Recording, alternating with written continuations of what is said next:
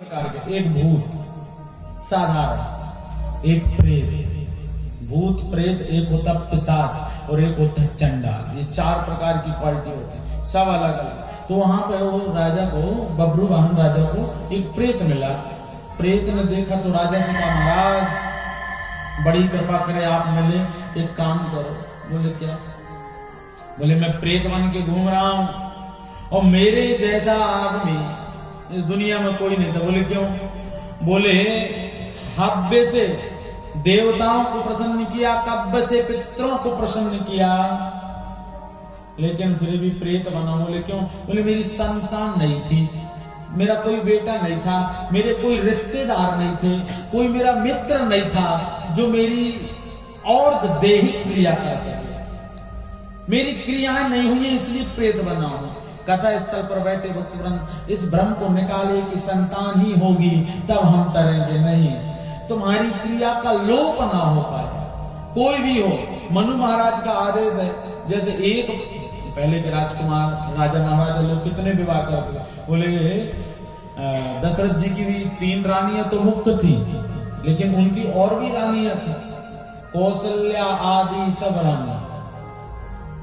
सुमित्रा के तो सब कहते हैं, लेकिन उनकी और भी रानियां थी।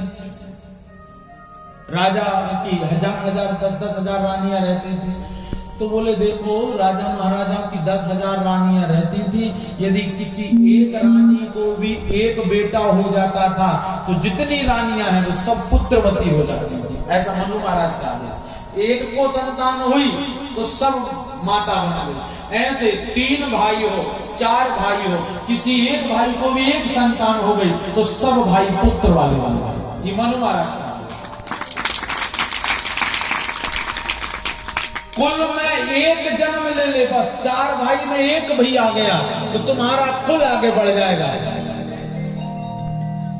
राजा रघु, राजा दशरथ, राम जी के भी 4 हुए, राम जी 4 भाई हुए, लेकिन राम जी ही प्रधान है, लक्ष्मण भरत शत्रुघ्न नहीं। राम जी का वंश राम से चालू हुआ। दशरथ के बेटे राम, राम के बेटे लव, ये वंश परंपरा चलती है। जो एक बेटा होता है, जो बड़ा भाई है, जो छोटा भाई, उसी का एक का हो जाए तो तुम्हारा वंश आगे बढ़ेगा। तो वहां पर ये भी वाक्य कहा गया कि तुम्हारी क्रिया का लोप ना हो पाए, कोई भी क्रिया हो उस गुप्त ना हो। जो हमारी क्रियाएं हैं, हमारे पितृ देवता चाहते हैं कि हम पिंड दान करें। पिंड दान देने से साधक मुक्त होता है। इस शरीर को भी पिंड कहते हैं। जब हमारा जन्म होता तो बिल्कुल हम छोटे से रहते, गोल, बिल्कुल गुलाब जामुन की तरह जो गोल पिंड रहता है उसको पिंड कहा गया। आत्मा जायते वही पुत्राः। पिंडदान क्यों करते? लोग कहते हैं गया में पिंडदान करो। अरे राम जी ने भी किया ना गया में पिंडदान।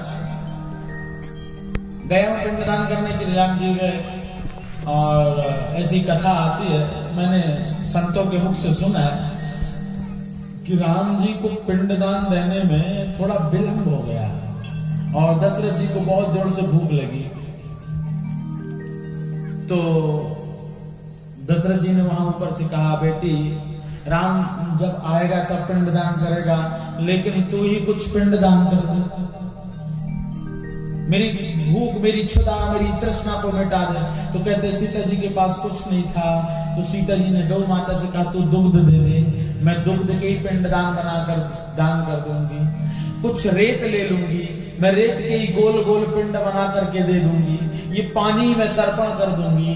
तो कथा स्थल पर बैठे भक्तवृंद सीता जी ने वहां पर जो कुछ मिला उनको उसी से पिंडदान कर दिया। सीता जी ने दशरथ जी को, ऐसी कथा मुझे एक संत सुना रहे थे, तो सीता जी ने पिंडदान कर दिया। तो दशरथ जी बड़े कृतार्थ हो गए, खुश हो गए। और इसके बाद जब राम जी सामग्री लेकर के आए, तिल, जवा, चावल, ये सब लेकर के आए पिंडदान देने के लिए, तो सीता जी ने कह दिया मैंने तो पिंडदान कर दिया।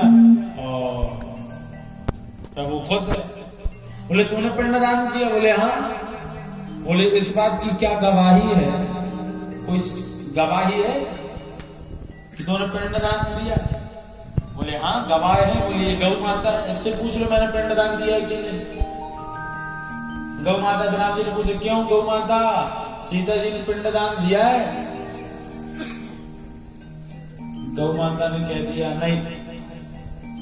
नहीं दिया, क्योंकि पिंडदान तिल, जवा, चावल, शक्कर, खोवा इत्यादि से बनता है। इन्होंने पिंडदान नहीं दिया। सीता जी ने कहा चची गौ माता से मत पूछो, ये फल्गु नदी जो है जिसमें पिंडदान करते हैं गया जी में, ये नदी तो बता देगी कि मैंने पिंडदान दी हूं।